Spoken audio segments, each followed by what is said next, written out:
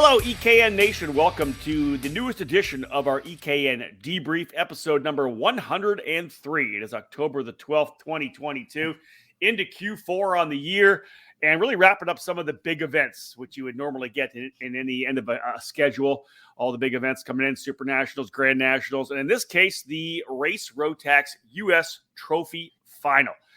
Newcastle Motorsports Park in Newcastle, Indiana last weekend. Those of you maybe who followed along with the rebirth and recovery of the Rotax program, a Trophy Series East, a Trophy Series West, drivers coming together in what was a fantastic event that really, I think, will set the baseline for Rotax racing moving forward in the U.S. This week's show, let's get things underway, presented by the Skip Barber Racing School. Are you looking for the next step in racing? Go from karts to cars with the Skip Barber Racing School. Skip Barber alumni are champions in every motorsports series, including Formula One, NASCAR, IMSA, and IndyCar. Get behind the wheel of a Skip Barber Formula 4 car featuring a 160 horsepower turbocharged engine. Our highly structured and competitive Skip Barber Formula Race Series is the perfect platform to start your racing career so you can fulfill your dream of becoming a champion. With equalized race cars and a focus on driver development, your driving skill will determine if you end up in victory lane. Learn more about the Skip Barber Racing School at skipbarber.com or call 866-932-1949. All right, folks, again, off the top, my name is Rob Howden, joined by David Cole, as always here. David, you and I had a chance to be trackside at Newcastle Motorsports Park for the Race Rotax U.S. Trophy Final, the inaugural event of this particular setup, the Trophy Final. Tickets up for grabs for the Rotax Grand Finals. There was open tickets. There were tickets for the points for the East versus West program in terms of the Trophy East and Trophy West. All in all, just a tremendous weekend, October 7th, 8th, and 9th at Newcastle. Yeah, essentially had that Grand Nationals feel, yet it wasn't called the Grand Nationals. Obviously, they're trying to move the Rotax program in a new direction, and so not really familiarize with the past and go towards the future. So that's exactly what we had at Newcastle with the inaugural event, the Race Rotax U.S. Trophy Final. Newcastle Motorsports Park, obviously the hub over the last 2 decades of karting, and so what better place to do it than there. And luckily, we had great weather, sunny and dry. It was a little bit cooler in the mornings, but temperatures got into the 60s. But with the sun shining all day long, it felt warmer than what it was. But so it was good. It was great. We had not only drivers from the United States, but drivers from Canada, Peru, and Argentina. So it really made for an international style event. And in the end, and we'll talk about this once we get into the show as well, the racing was absolutely fantastic. Throughout the entire 4 days of the event, unofficial practice on Thursday, a full day of official practice on Friday, Saturday, a packed day with warm-up, qualifying, 2 heat races, and a pre-final setting up for warm-up and a main event. Was the lone thing we had on Sunday. We were done by, I think, noon, just a little after noon on Sunday. Award presentations at around 2 o'clock. Everybody was able to roll out of there. So really a unique approach to it that kind of took a lot of pressure off on Sunday. But David, you said it straight up. It was just, absolutely beautiful weekend. It was cool in the morning, warm during the day. But hey, listen, back-to-back weekends. We did the CKNA Grand National 6th weekend before. When you're talking about the first 2 weekends in Indiana in October, you've been there before. I've been there before when it's rained during Cup Karts North America. That's 2 great weekends. In fact, I was down there for 12 straight days, and it was just fantastic for the entire 2 weeks. I think I got to escape rain at Newcastle for the first time ever. In July with the Summer Nationals, and August with the USPKS, or September, sorry. And then these past 2 weekends at Newcastle, it got to escape rain. Yeah, we got frost, but that was about the only precipitation that was seen over the last 2 weekends for sure. But yeah, certainly unique to not have rain in Newcastle, Indiana. Let's have a quick look at the numbers here right now. Again, the inaugural event for this program, the East and the West program, stepping things up. There were Canadians that came down. All total, 76 entries on the weekend. So not a massive event. But then you look at the fact that it was only 5 classes: Micromax, Minimax, Junior, Masters, and Senior Max as well. So they averaged a little over 15 entries. Only 1 class, David, the Micromax category, less than double digits. And then, of course, 26 drivers in Senior Max. that racing was fantastic. And again, 26 is a big field for any category. And all told, with 76 drivers there, the racing was tremendous. And again, we just saw good competition from start to finish. As you said, 5 classes. That's what made the event go so much smoother and early end on that Sunday. But yeah, you look at the numbers, nearly double digits for all the categories. Micro Max only at 8, but again, it was a good solid 8 drivers that were in that category. And then watching the Senior Max category with 26 was certainly phenomenal. A lot of racing from. We'll get into it more from second on back, but certainly, elbow, even in the first heat, I think that was one that kind of opened up our eyes. Like, oh yeah, these guys are at it. Elbows were out. Everybody was going for it. And so it was, again, having it, it's so unique because, Supercarts USA, they have 10 and USPKS, they have 7. So to go down to an event and even cup carts with 8, makes for long days. And this, it really flew by quick. We got qualifying Saturday morning, and then by noon, like you said, by noon Sunday, were done with 2 rounds of heats, pre-final and a final. It was such a unique and interesting feel to it, but there was a lot of excitement throughout the weekend for sure. Yeah, no doubt about that. David had mentioned an international field for sure. Obviously dominated by the U.S. drivers, but we did have racers coming in from Canada. A good group from Canada came down. In fact, they did well, able to grab some grand finals tickets from Peru and Argentina as well. So again, just a great race for sure. When we get back after what will be our first break in the action on this edition of the Debrief podcast, we will dive into the Paddock Pass, talk a little bit about the event itself, some of the plans for the future, that kind of thing. So stay with us, folks. We got more to come. This edition of the Debrief.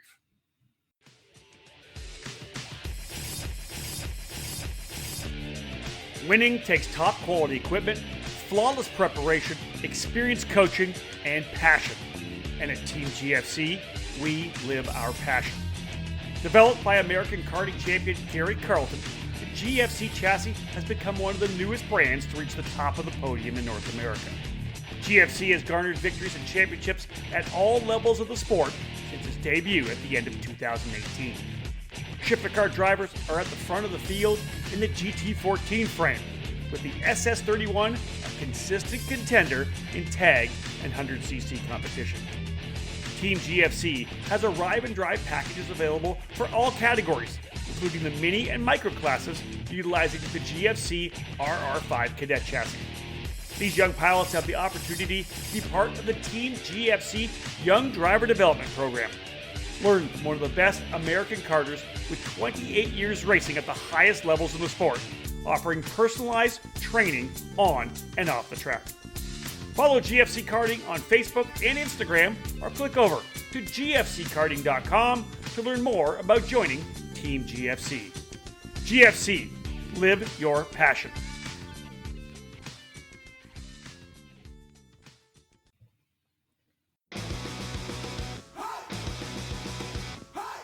Acceleration Kart Racing is your first and only stop on the internet for karts, parts, and the safety gear you need to get you on the track.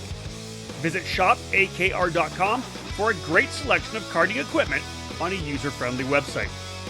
Acceleration Kart Racing has aligned itself with many of the top manufacturers and distributors in the sport to ensure all the latest equipment is available to you, the racer.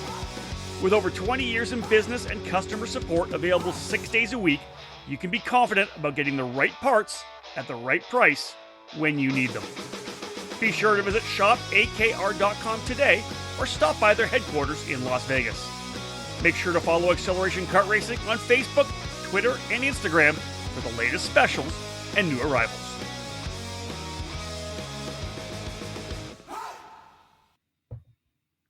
Welcome back to episode number 103 of our EKN Debrief, our race report podcast, all part of our EKN Trackside Live coverage. Of course, diving into the U.S. Rotax Trophy Final, the event that essentially brought together the Trophy East Series, the Trophy West Series, brought all those drivers together, had some open tickets to welcome racers from around the country. As I mentioned before the break, an international field with a number of Canadians coming down as well. Let's jump into what we always do, the Paddock Pass. Before we dive into the actual race report section and go class by class, we'll talk about some of the stuff that happened maybe outside of the racing itself. This edition of the Paddock Pass is presented by Parolin USA. It all started in 1994 when former kart driver Albino Parolin decided to move his passion for karting from the track to his small workshop. That's when Parolin was born. Parolin USA is North America's source for Parolin products, and we run a factory team at all the major Superkarts USA, USPKS, and Rock Cup USA events. The Parolin chassis lineup for 2022 includes the Invader Shifter, the Le Mans Tag Single Speed chassis for junior and senior drivers, the 28mm Opportunity model for the cadet classes, and the Daytona 4-cycle chassis. Get on the chassis that's winning. Drive a Parolin. For more information, head to www.parolinusa.com. All right, David, obviously, Paddock Pass, we'll dive into kind of some of the stuff that didn't happen in terms of wheel-to-wheel racing on the track. The biggest thing, I think, it was so much discussion, so much chatter throughout the entire weekend. This is the inaugural event, so people were, offering input, talking about the fact how much they were loving it. And they were going to, the plans for the future were discussed throughout the entire weekend that we were there. Yeah, because of its being the inaugural event, it's like, okay, we're here. This is the first one. What's kind of the vibe? As I mentioned in the first segment, there was a lot of positivity, a lot of excitement about the event. Again, and a lot of these competitors had never been to Newcastle before, so it was kind of as I said, a great vibe throughout the paddock. And certainly through the promoters and Race Rotax and J3 competition with Justin Stefani and the Giacomelli brothers, they're really pumped up about it. And they see a lot of potential because, again, they're getting racers who, again, aren't necessarily at the national level. Yeah. A majority of those racers are Rotax racers. They race at their club. They race at the Trophy Series events on their respective coast, if you want to say, or side, or west side, east side, if we want to go into a little competition there. But that's what they do. There are a lot of those competitors, that's all they race. Very similar to what we see with Briggs, and that's kind of the correlation that I kind of relate this to, is Briggs people are diehard Briggs people. Now we're getting a little bit more of Rotax racers who are diehard Rotax racers, because this is what they do and this is what they enjoy. And they enjoy the element that is the Rotax racing and the engine platform itself and the camaraderie around the Rotax racers. So there's certainly a room for growth, because, again, we didn't see a lot of national level racers there. There obviously were a handful, and then we had international drivers there as well. But the core racers that were there were Rotax racers. Yeah, and I think the cool thing was you compared it to the Briggs racers, right? The Briggs 206, obviously a tremendous package. What it has done for the grassroots foundation of our sport, cannot be overstated, because the Briggs program obviously is amazing. But you have people that are loyal to the Briggs because of what it's done and the engine package that it is. But then you go to maybe the 2-cycle version of that Briggs. The Rotax is such a tremendous package. They've dialed it in over the last decade to the point where it's bulletproof. It was interesting, David, people that are Rotax racers love it. They love the package. And I saw, it was interesting. I think it was Laurent Tumardin who posted to Facebook about his trip there and how he battled for potentially getting a ticket. He really had a great time on the weekend. But one of the notes was the fact that he just said the Rotax is just such a fantastic package. And here's a guy that runs IAME, he runs Rock VLR, he runs all the different programs. And to get a veteran like Laurent from Technokart USA to kind of give that little bit of a thumbs up to the engine package, I think that speaks volumes to what a lot of people are thinking in the paddock when they're running Rotax. And again, we've talked about it over the weekend, is the longevity of kart racers is anywhere between 2 to 3 years. So, at the national level, we have a lot more racers who are staying in it a lot longer, but there's a lot of people who don't know the Rotax brand or the Rotax, history and their long involvement in the sport of karting and the actual product that they were able to produce. We talk about the Rotax Grand Finals as it being the event in the world. And again, unless you've been there or unless you've seen it, you don't quite understand it. So again, people, like you said, the Rotax package is solid. It had some hiccups over the last couple of years, but really the last 5 years, it's kind of got a baseline now to where it's set. They haven't made a lot of changes. Really their development now is into the electric side of things. Yeah. So they have a package that's going to last you a long time. You don't have to rebuild it every weekend. And again, it performs well. We saw lap times that were very similar to Miami and very similar to Rock on the same layout that we were at. So, and colder temperatures. So, overall, the package is able to produce, and it produces great racing, good close racing as well. The event, obviously, as we know, a major one. You mentioned the guys from J3 competition, Justin Stefani and the Giacomelli brothers were there. They have their comp cart program, which is separated. They have Tim Shutt kind of running that for them from Timmy Tech. They were running that program. Justin, John, and Jim were handling the Rotax program throughout the weekend, but they're really high on this program and developing. This is kind of that race that will be the one in the U.S. Rotax races all around the country can come to this one big event, a Grand Nationals, if you will, the U.S. Trophy Final. And they jumped in, David. They called us and said, hey, listen, we want you guys to be there. We'd like to have EKN to cover it. So, of course, I'm coming in to be on the microphone. They bring in Henry Baudet as well, who's the global voice of Rotax racing around the world. He'll be the one that, when people watch the grand finals, he's on all that broadcasting, many hours of coverage from Portimao this year. He's the guy that's there. So they brought him in. So here's Henry and I working together for the first time, which was an absolute treat. But Stephen Chapman from BRP Rotax was there as well with one of their engineers. So they approached this event like a major league event and brought all the big players in, Dave. Well, yeah, you have to do that in order to establish the foundation. There, as we said, Race Rotax is all in on this. This is going to be their big one race of the year, as we've seen it done in the past. But this is a new look and a new feel, and they want to make sure that it's done right. And so, Chapman was there to kind of see how things went, and he left with very good positive feedback and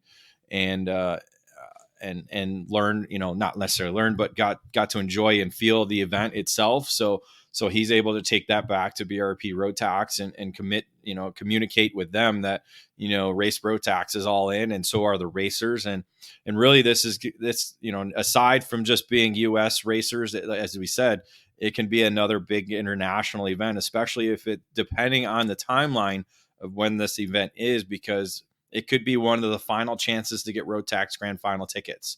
So that's always the opportunity there. We saw that with the Rotax Pan Am Championships in Rotax years past, where international drivers would come over here and try and get one of those last tickets that were up for grabs. So I like the feel of it, and again, it's still awarding those competitors who are loyal to the Rotax brand here in the United States, especially handing out points. Tickets through the point system, but also, product. They gave out a number of engines as well too, to mini racers, micro racers, and junior racers as well too. So again, a lot of room to grow. Justin was taking everything in, taking down notes, figuring out what's working, what wasn't working, and there's a lot of growth in this event for sure. So anytime you have an event at Newcastle, because there are so many different configurations of the racetrack, the discussion on which track you run.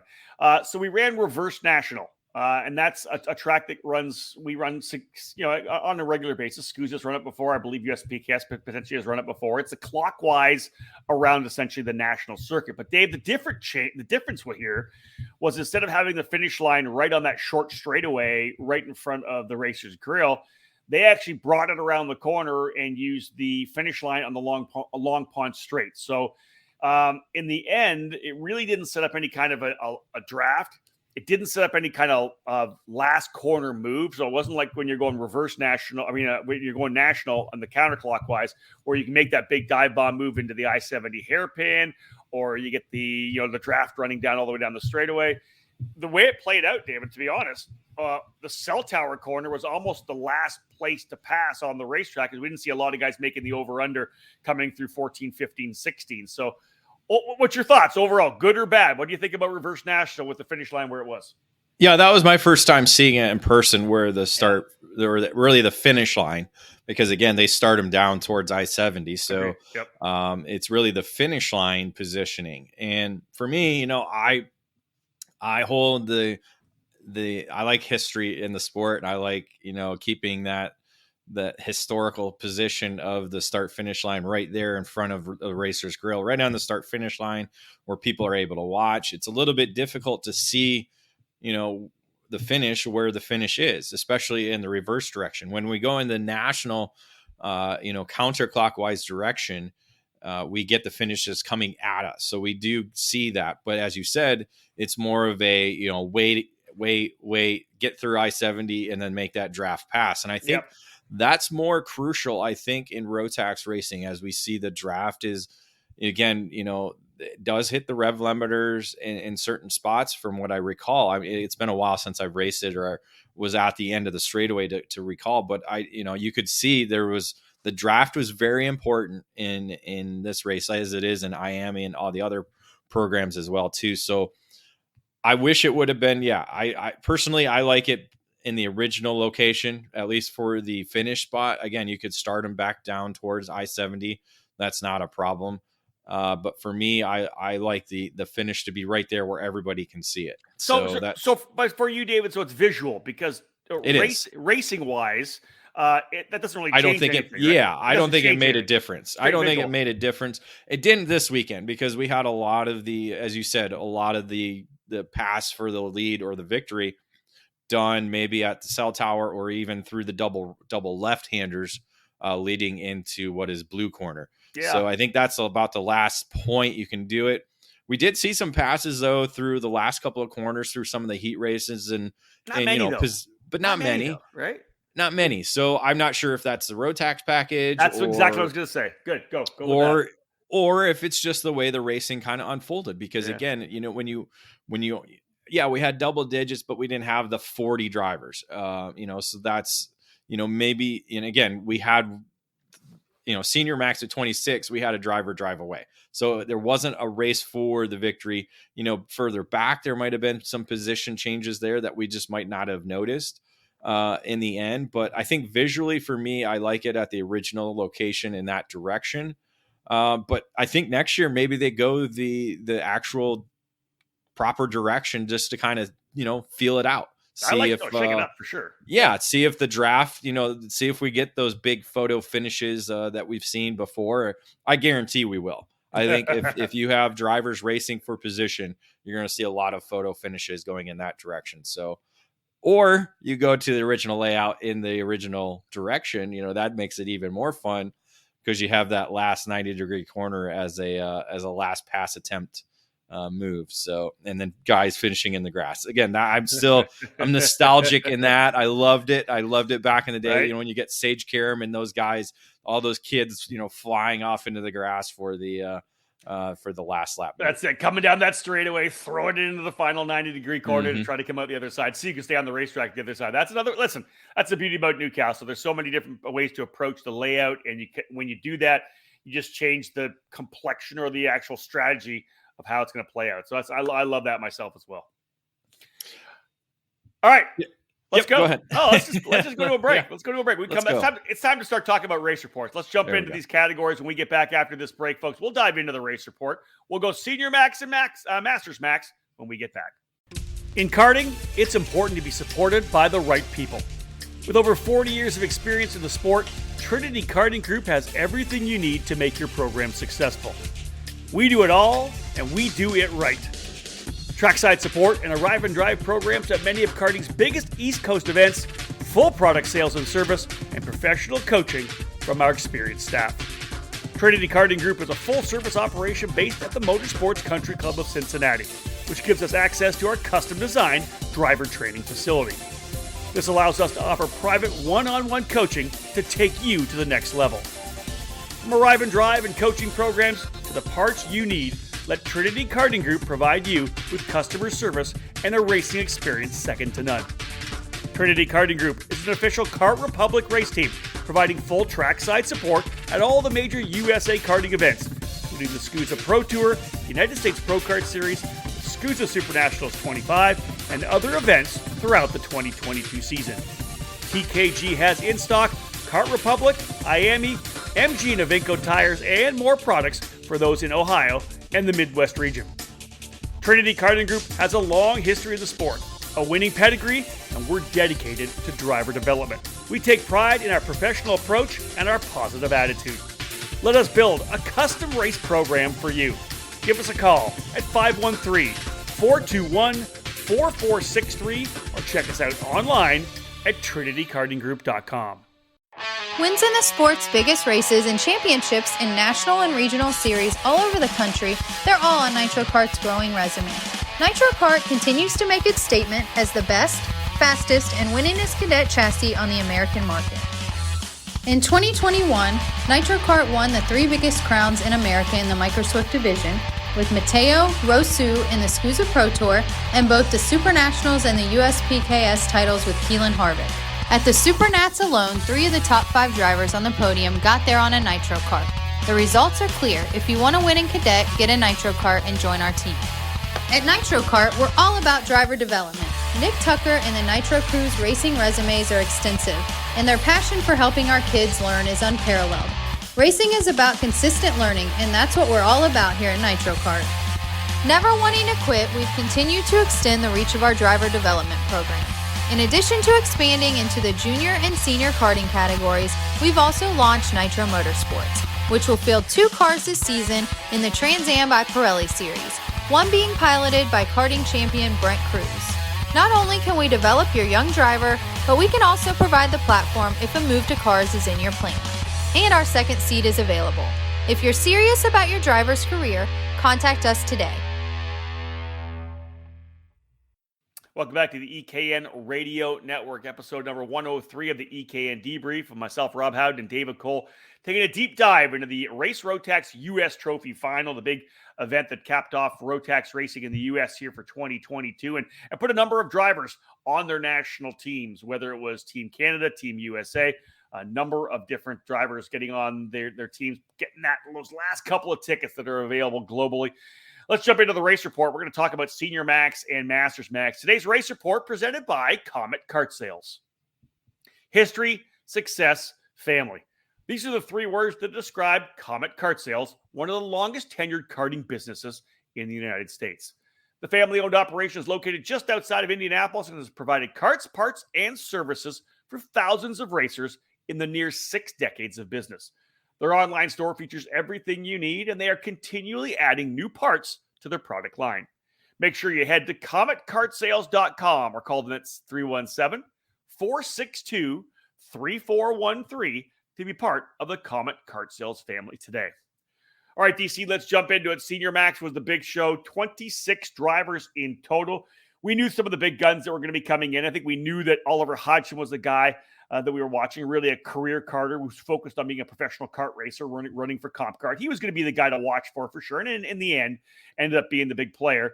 But coming out of the gate, it was a different Comp Kart driver, Yash Rampel, laying out the top qualifying lap to put himself on the pole for both heat races.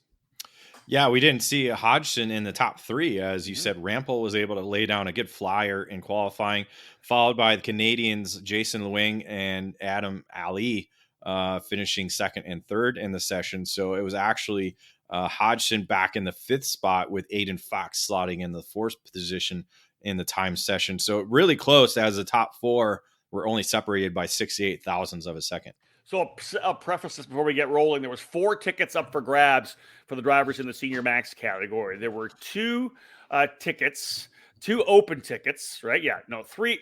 Yeah, one open ticket for senior, 1 series ticket for Senior Max, 2 open tickets for DD2 at the Rotax Grand Finals. So that's the layout there. One of the cool stories as we come in, and we'll talk about it really briefly. Adam Ali, obviously already qualifying for Team Canada for what he was able to do at the Canadian Championship. So he was actually racing a Sodi kart on the weekend, which is a chassis that he will use at Portimao, the spec chassis for the Senior Max category. So a little interesting deal for Adam, be able to get some Sodi kart seat time. But, you know, we knew Hodgson was going to be fast, but I'll tell you, one of the drivers who really impressed me through the heat races, and I thought may be in a position to fight for the win overall, was Griffin Dowler, David. He was able to score the opening heat race victory.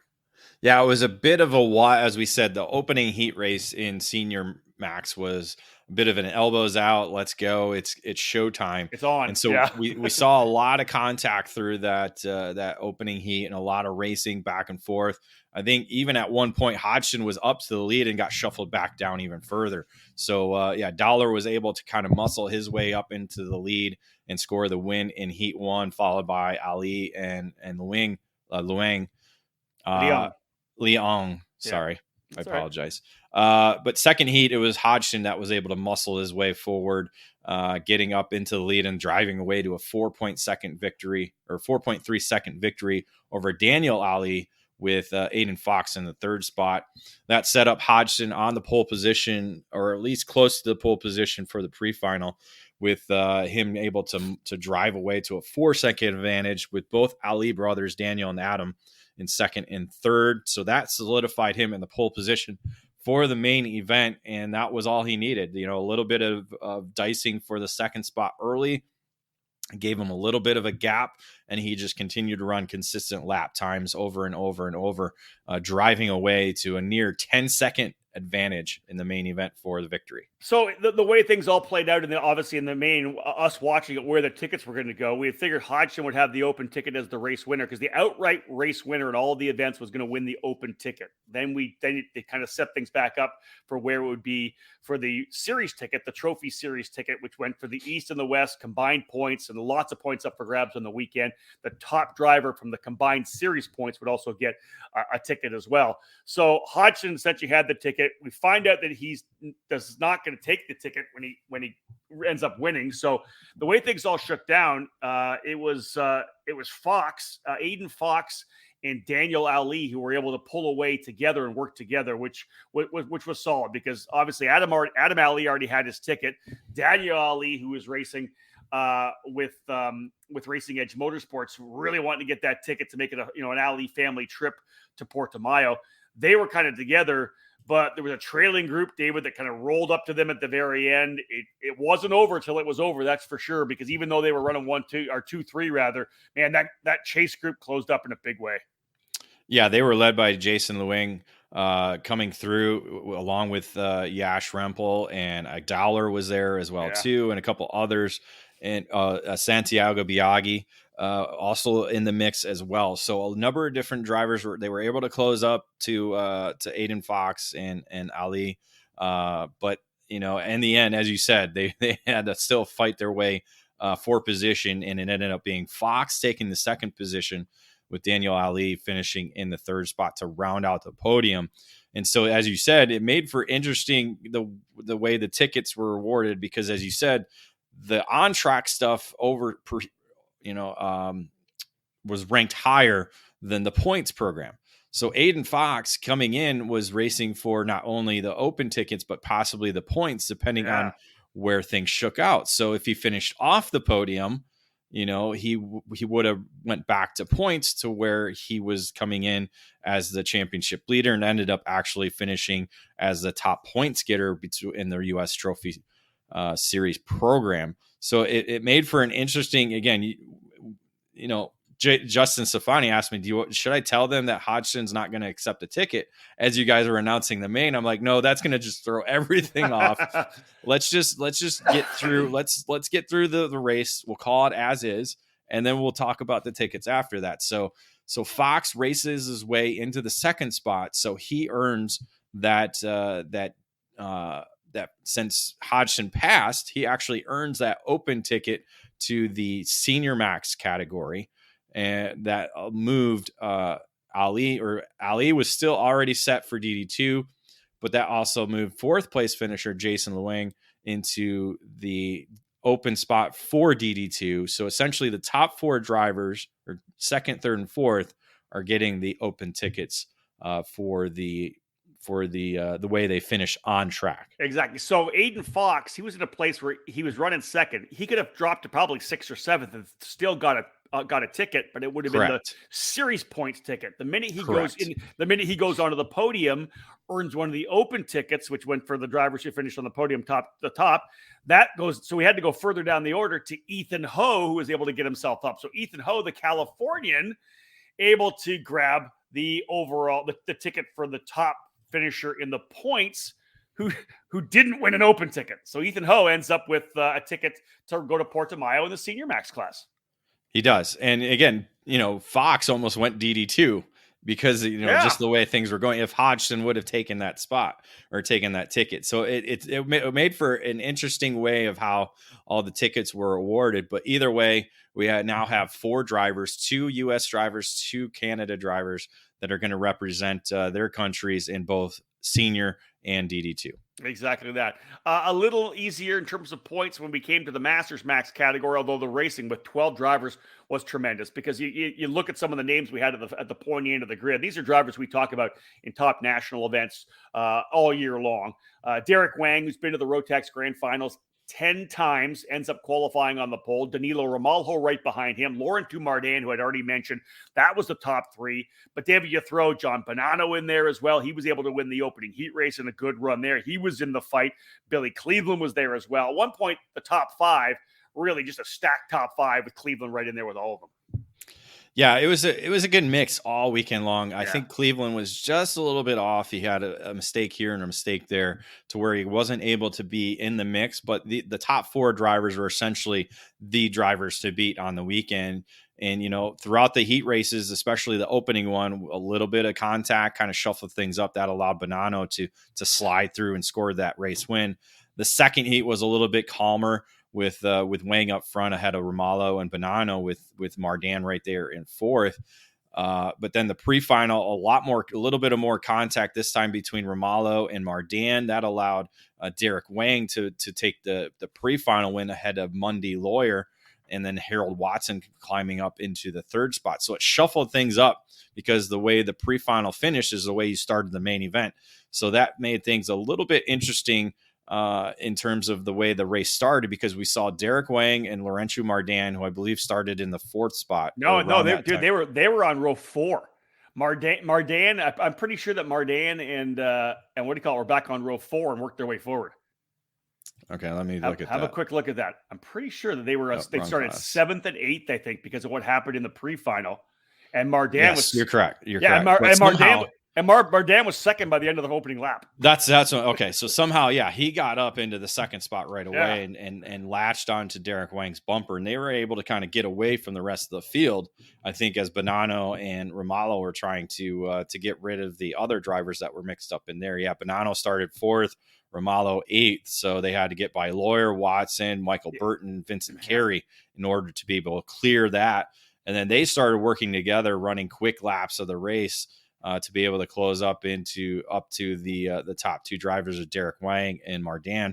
They actually didn't run nose to tail as well, because towards the end of the race, Mardan put himself up into the lead. And then I think with 2 laps to go is kind of when things went a little bit crazy, because that's about the same time that Ramalho and Bonanno were right there and caught up to the top 2. Yeah, that was crazy. They actually literally caught right back up to the top 2. It looked to me at one point like Mardan was going to be able to pull away. He had probably 2 cart lengths on Derek Wang. So we were thinking Wang was going to win the points ticket, and that Mardan was really in the hot seat to potentially win the open ticket. But man, things got pretty crazy near the end, because Danilo Ramalho, that cart had come in, and he was an absolute badass. Went essentially from third, David, to P1 with a big move down the inside. I think it was over in scoreboard, right? Turn number, whatever that was, 4, I guess. Turn 2. Was it turn 2? Turn 2, yeah. It was something. I don't know if like Mardan tried a blocking move or something, but it looked like Mardan and Wang both like slowed up really hard going into turn 2. And Ramalho was like, okay, and made his move and came through the corner, passing both of them. That's right. That's right. And when he got up in front, Mardan was able to catch back up, was right on the bumper. Mardan couldn't get it done through 4 all the way over to scoreboard. I mean, through to cell tower, which I said was kind of the final place to pass. But he got a great run out of cell tower. And there's, obviously there's a little bit of that kink there, right? The little, I think it was 10, 11, 11A and 11B, or they called it 11 and 12. He threw it in there, thought about throwing it in at the little kink, the little right, left, but I think checked up, realized the contact was coming. Mardan, of course, just a tremendous, classy racer, checked up a little bit. And at that point, that really just gave the win to Ramalho. Yeah, that's exactly it. It allowed him enough space to drive away to the checkered flag, crossing the line about 9/10 ahead of Mardan. Derek Wang ended up holding off Bonanno for the 3rd position, with Billy Cleveland racing his way up into the 5th spot. So he climbed up 5 spots after starting 10th after trouble in the pre-final for him. And, of course, the open ticket going to the outright race winner. So Racing Edge Motorsports, Danilo Ramalho earning the ticket there to go to the grand finals. Derek Wang finishing 3rd overall and top driver in the points in the Trophy Series East versus West. So he earns the ticket. Mardan a little second. Coming up a bit short, but David, a great prize, a full entry to the 2023 trophy final event. So we'll see Mardan back trying to be part of Team USA or Team Romania, whichever way he decides to go when we go back to the event next year. Yeah, and the points were tight. John Bonanno, he came in, had the opportunity to possibly overtake Wang, but he had to beat him on track every session. And the only one he was able to do that was the opening heat with Wang winning both heat, the second heat and the pre-final, and then finishing that one spot ahead in the main event. So only 63 points separated the two drivers after, again, 4 rounds at their respective trophy series events, and then here at the trophy final. All right, time for another quick break. When we get back, we'll wrap things up with Junior Max, Mini Max, and Micro Max. Stay with us, folks. We will continue with the debrief, number 103, as we wrap up and do our deep dive into the U.S. Trophy Final.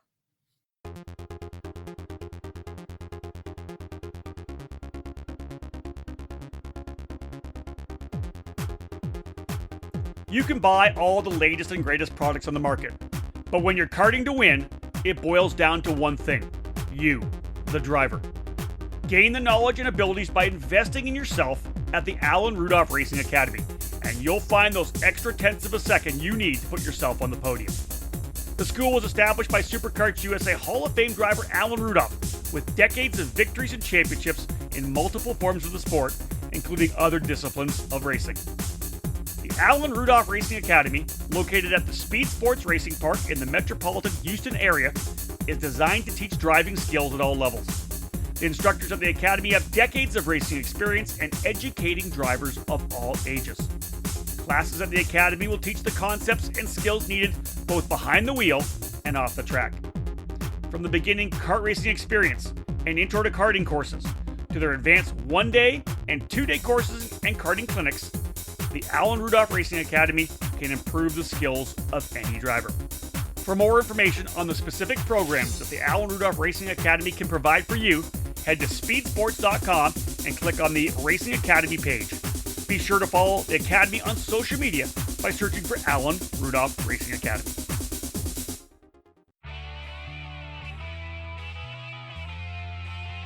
"2019 marked a new era for the KartLift brand. The company that Tim Coyne owned and operated since 2003, one with a long tradition of quality products for the karting industry, was purchased by Ted Fashing and his business, Stockholm Karting Center, in October of 2019.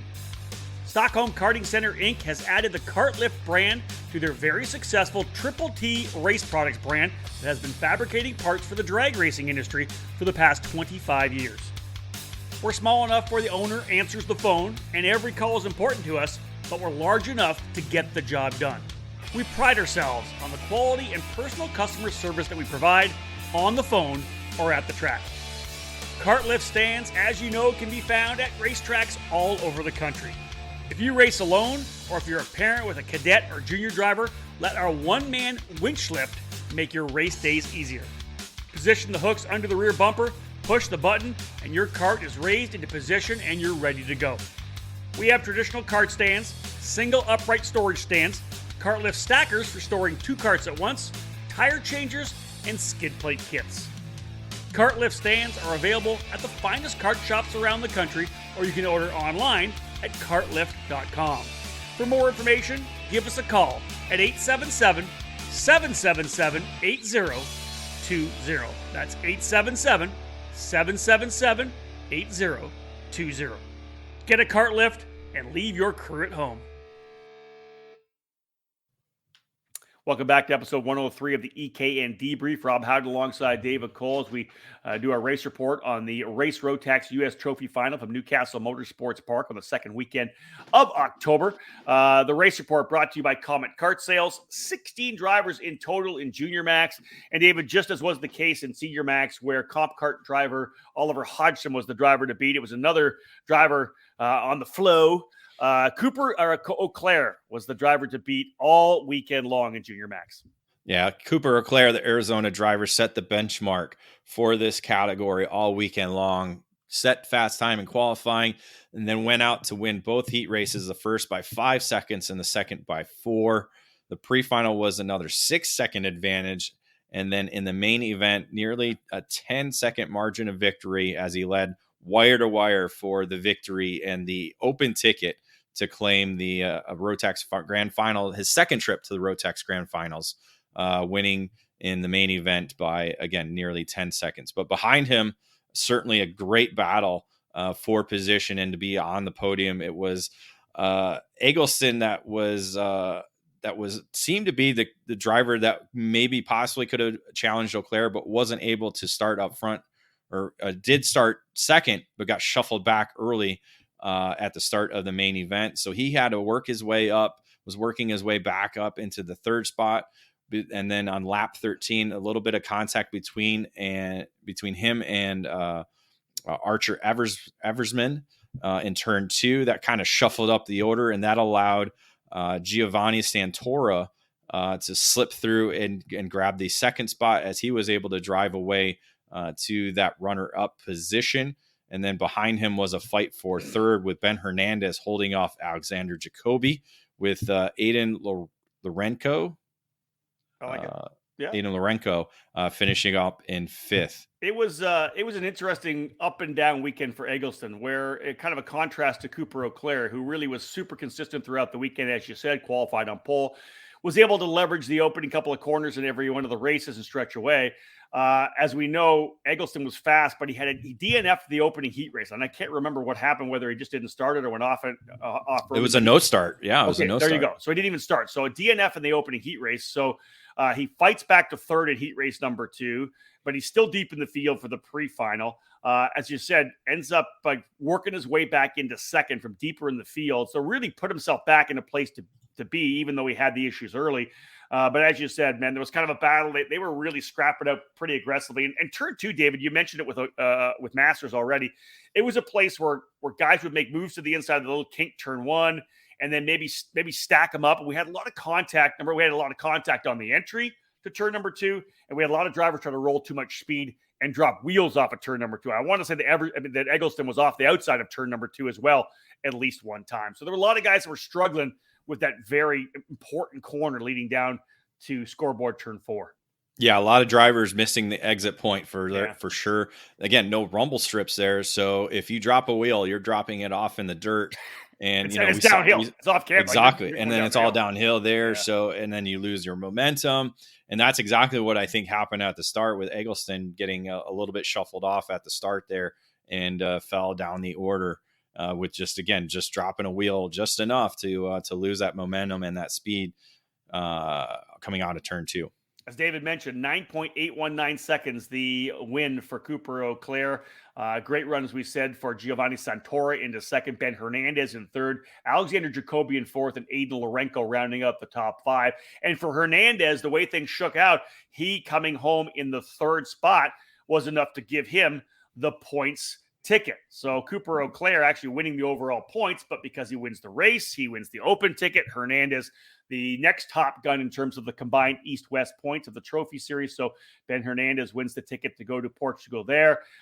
For his efforts, Giovanni Santora, though, David, he's not going to go to Portugal, but a brand new Rotax engine going home with him. So all in all, a pretty good day for Giovanni Santora coming home P2. Yeah, that contact there between Eggleston and Eversman certainly decided the ticket, because Eversman was in position with a runner-up finish to be able to be second in points behind Auclair and would have gotten that ticket, but the contact dropped him down the order, ended up finishing 7th.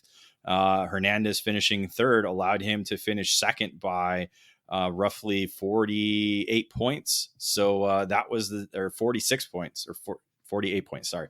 So that was the deciding factor in who got the points ticket for Junior Max. You will hear a little bit of a trend in Junior, Mini, and Micro as the same driver finishing at the front in every on-track session. Although in the Mini Max category, it wasn't quite as easy for Gage Corn in the main event. 14 racers total in Mini Max. Gage Corn qualifies on pole ahead of Kyle Drysdale and Mateo Quinto. Quinto had great speed throughout the entire weekend. Opening heat race, Corn ends up winning by 1.7 seconds over Lucas Delonchamp, the Canadian driver. Drysdale right in there in third. Corn, another win by almost 0.4 over Delonchamp in the heat race to put them P1 and P2. That was the front row, David, for the pre-final. They end up finishing first and second again with Drysdale right there. But the main event was a little bit different. Top three pulled away, but Corn wasn't the dominant factor throughout the majority of that race.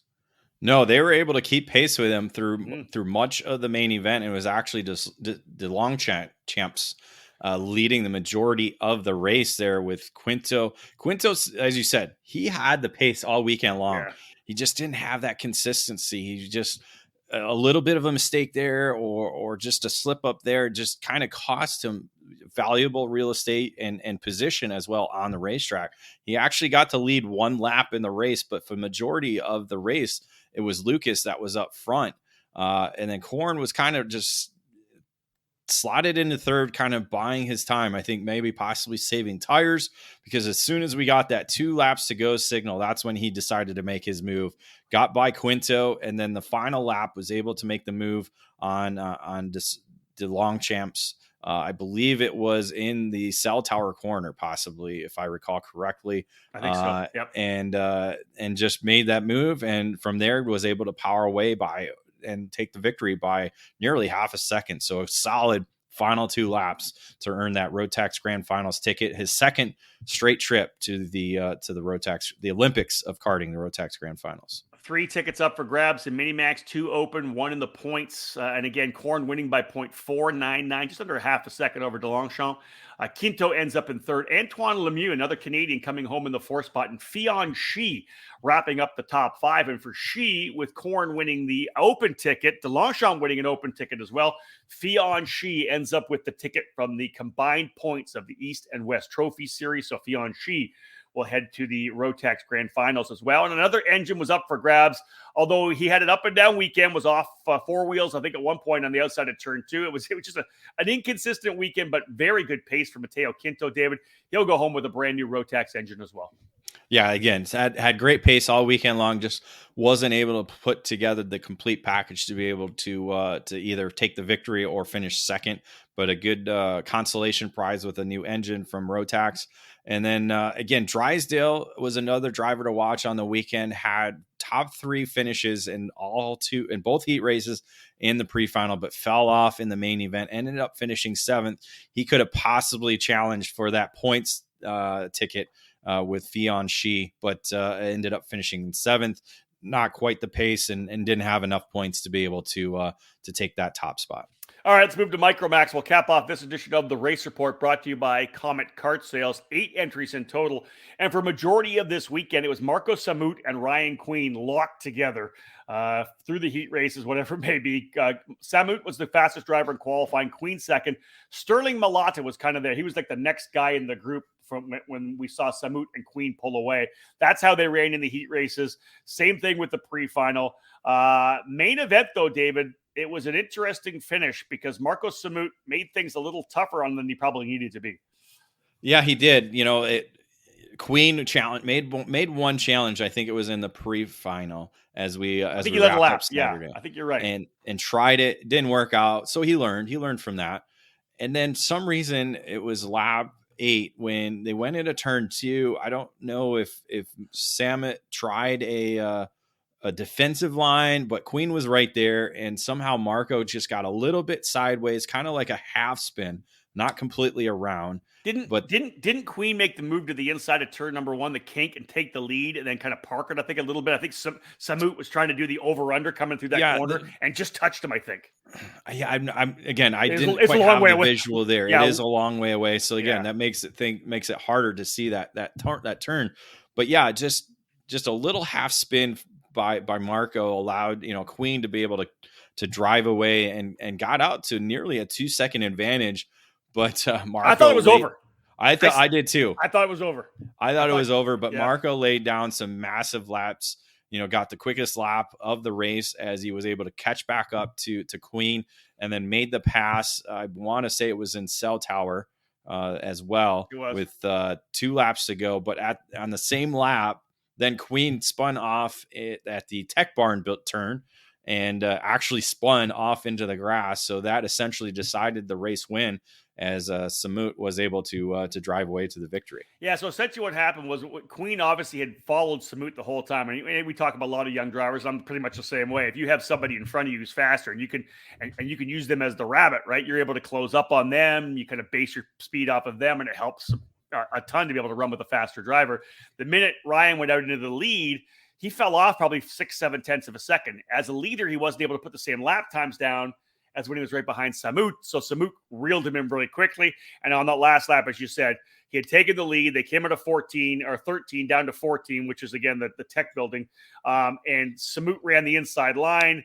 Queen was just trying to do the over-under, potentially run around the outside of him, just lost the rear of it and ended up going off the racetrack, as you said, to fall down into the third spot. That allowed Sterling Mulata to move up into second. Cam Becker ended up fourth.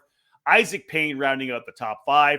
For this particular race, Micro only one ticket, and that went to the points champion on the combined trophy series. And Marco Samut ends up winning the points championship. He gets a ticket to go to Portugal. Mulata coming home in second spot, a Rotax engine for him, and a 2023 trophy entry for the final next year. So we'll see Sterling Mulata back for 2023. And a fantastic weekend all total for Ryan Queen. And like the other drivers, ends up with a Rotax engine for his efforts. All in all, a solid weekend for Ryan. I expect him to be back to try to go for that championship next year. Yeah, this is, again, another category we'll see possibly some newer drivers as well, because I would expect to see Marco possibly move up, depending on his age, into the mini max category. So it'll be, again, it was a fun one to watch, kind of, again, a great learning event for Queen and also Marco as well, and then for all the rest of the drivers. All right, folks, we'll wrap this thing up after this final break in this edition of the EKN Debrief. Don't go anywhere. We'll wrap it up. We'll look at the Constructors' Championship, and we'll cap things off as we always do with the EKN Trackside Live Race Calendar.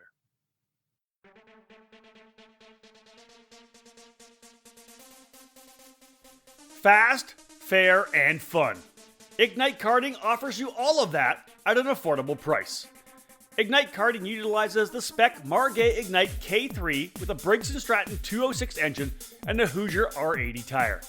Everyone in the junior, senior, and masters classes compete on the same Ignite K3 chassis, which puts all the emphasis squarely on driver development. Additionally, Ignite Karting is accessible at the local, regional, and national level.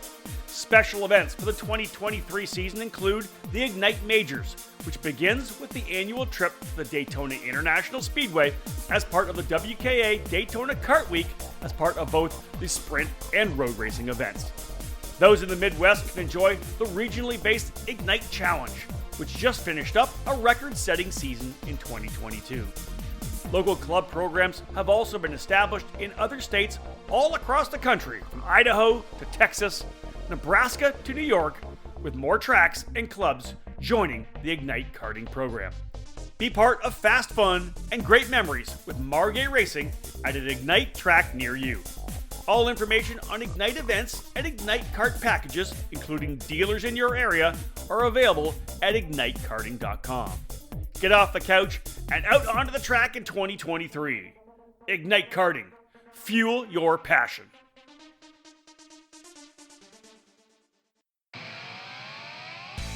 Need race fuel or oil? Hyperfuels is an authorized distributor for several of the brands that are spec fluids in American karting, including ELF and Aspen Sport. They also stock and ship methanol. Hyperfuels has a web store that can take your orders 24/7, and they ship UPS. That's right, Hyperfuels can ship fuel and oil right to your door. Whether you need ELF Racing Fuels or ELF ATX 909 oil, or Aspen Sport 98 octane fuel for SCUSA competition, they have it in stock. When you need it now, go to hyperfuels.com. Welcome back to episode number 103 of our EKN Debrief. Let's wrap things up from the Race Rotax U.S. Trophy Final from Newcastle Motorsports Park. Rob Howden alongside David Cole. Let's wrap things up, David. All in all, as we had said from the very beginning, although it was kind of the trophy final from the East and West Coast U.S. programs, it really was an international field as well. And indeed, the open tickets, which are designed to make this an international race, to draw racers from all over the world to try to qualify for the Rotax Grand Finals, 3 different countries earning tickets on the weekend. Yeah, we have 8 drivers from USA that'll be a part of Team USA at the Rotax Grand Finals. 3 drivers came down from Canada to steal the 3 tickets, 2 in the Senior Max alone. and then the other in the mini, correct? Yeah, Lucas DeLongchamp. Yes. Yep. And then Brazil, Danilo Ramalho earning the Masters Max ticket, so he'll represent Brazil in the DD2 Masters category in Portimao, Portugal.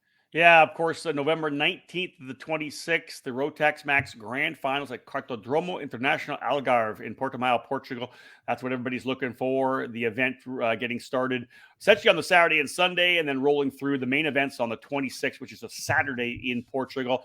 For me to wrap things up, David, one of the things I love going to an event is when you have just an overall feeling of positivity. Right. And there are events you go to where some guys are pissed off or things happen at, there's crazy on track racing or stuff off track as has happened throughout this year as well, as we know. For me, I just felt that there was just a fantastic feeling of positivity the entire weekend. Without a doubt, that was the key element, I think, in an inaugural event like this, is trying to provide, again, a positive atmosphere. You want to make sure that, Race Rotax is trying to make sure their racers there are happy, enjoying themselves, understanding, the task at hand. And that's exactly what they did. They made everybody feel welcome. Everybody, it was, the pits were condensed. It was unique to have only the 2 rows being utilized. Yeah, very true. So it made for, a more kind of informal, but a little bit of togetherness because everybody was right there. Overall, it just, again, a positive feel through, not only through the promoters, but the racers themselves. Everybody was in positive moods, having a good time. Certain things might not have shooken out the way they like, but we saw great racing, and that's all you can ask for when you get to the kart track. Agreed. Let's have a look at the Constructors Championships. 4 different brands grabbing the 5 wins. Comp Kart grabbing 2 victories, so they were able to stand out and earn the top of the Constructors Championship as the only constructor to win multiple races. That was with Cody Hodgson, Oliver Hodgson, and Cooper O'Clair. I literally wrote Cody Hodgson like multiple times this weekend for some reason. I just did it in the podcast. Perfect. That's fantastic. Cosmic with the 1 victory. Oh my gosh, why Danilo Ramalho. It was actually a race factory with Gage Korn, and then the Ellen Racing Kart with Marco Samut. Indeed. Let's have a look now at our EKN Trackside Live race calendar. We'll wrap things up here. DID Chains presenting this particular edition of the race calendar. Powered by technology, DID Racing Chain has a worldwide reputation for superior quality and reliability. A rich racing tradition where results speak for themselves, DID prides itself on engineering the most technologically advanced chains on the market to help you excel on and off the track. DID's SDH pin treatment creates an extremely hard chromium carbide layer on the pin surface that houses a soft inner core to absorb extreme shock loads. DID's 219 HTZ racing chain boasts this SDH pin technology, which leads to a longer chain life as well as an excellent energy transmission to the wheels. Available in the gorgeous gold, the 219 HTZ is the ultimate racing kart chain. Pick up a DID chain at your local dealer today, because when winning is the only thing that matters, go with DID. Well, David, looking here at our Trackside Live race calendar, there's only 1 race left. Now, we can probably hint that potentially there could be another one, but as we know now, we will wrap things up November 16th to the 20th, the SuperKarts USA Super Nationals, the 25th edition of the greatest race in American karting, back at the Rio All-Suite Hotel and Casino in Las Vegas. Should be a tremendous weekend. Our man Nate Dean's going to be out there joining us as well. So the content is going to be fantastic this year. A little different approach because I'm actually doing some racing as well. I'll be obviously leading the broadcast alongside Xander Clemens on Kart Chaser, but it's going to be another great weekend. We love getting to Las Vegas for the Super Nats, and this one being the 25th extra special. Extra special indeed. Again, the 25th running of the Super Nationals. It'll be, that Sunday, Super Sunday, is going to be exciting because we're going to wake up to actually the photo, the most amazing photo in all of karting, because that'll be the chassis day at the Rotax Grand Finals that Sunday. True. So we'll wake up in Las Vegas to seeing, all the karts laid out there at the Portimao circuit. a very popular photo every year at the Rotax Grand Finals. And that'll kick off our Super Sunday. You'll probably be a little more amped up because you're going to be competing in your first ever Super Sunday, along with announcing the 25th edition of the Super Nationals. So it's going to be, again, an extremely memorable, extremely exciting. We're seeing the numbers. We're talking nearly 550 entries in 10 categories. Yeah. Looking at the entry list or entry numbers right now. We don't have an entry list yet. That'll come towards the end of this month. But super excited. Again, a lot of planning is going to happen over the next couple of weeks for us in terms of our preview series, our podcast, our live outlap shows, a lot of stuff coming up. Actually right now we're playing on the EKN Radio Network, the main events for Super Pro from the 2006, 2007, and 2000 or two. Yes. What years did I say? 2005, 2006, and 2007 editions of the Super Nationals outside Sam Boyd Stadium. So make sure you listen to that as well. We'll play that again over the next couple of weeks, along with other past Super Nationals on the EKN Radio Network. But again, looking forward to getting trackside once again at the Rio, the unofficial home of the Super Nationals. So we'll do a quick tease here because nothing's locked and loaded yet. I haven't bought tickets yet, but there is a very distinct possibility that I will also be trackside at the Grand Finals in Portimao, likely coming home for a couple days after Supernats, pressing the reset button, trying to sleep for a bit, and then flying to Portugal. So that's something we're working on with the guys from Rotax. So there could be a good possibility for us having some trackside coverage from the Grand Finals as well. Yeah, you just celebrated the Canadian Thanksgiving, so it's not like you got to be home for the U.S. Thanksgiving, right? Like I do. True. So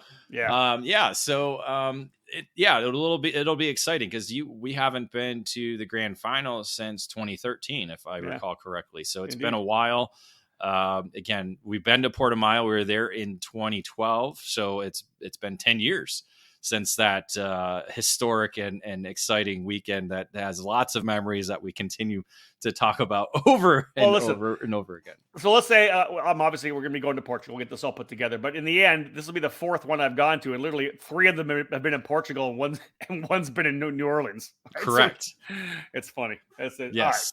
All right, well, listen, that's coming down the pipe. I thought that would be good to add at the end, but something that we're obviously putting together here over the next week to make sure that's something we want to make happen. And talking to the guys at BRP Rotax, they would love to have us there. And so I'm looking forward to that, potentially as well, getting a chance to drive the electric kart, which I think is very cool, the Rotax electric machine. So that's part of the trip to Portugal. Looking forward to that for sure. Well, that wraps things up, folks. Big thank you to Justin Stefani, Jim and John Giacomelli for having us as part of the program. And again, we love it. We're really looking forward to developing a strong relationship with everybody from Race Rotax, because obviously a big part of our program here in the U.S., and it has been and will be again. And we want to make sure that we're obviously working closely with them as they continue to try to develop racing and the Rotax program here in the United States. Folks, that wraps things up for this edition of our debrief. Thank you so much for tuning in. We do appreciate it. On behalf of David Cole, my name's Rob Howden. Bye for now.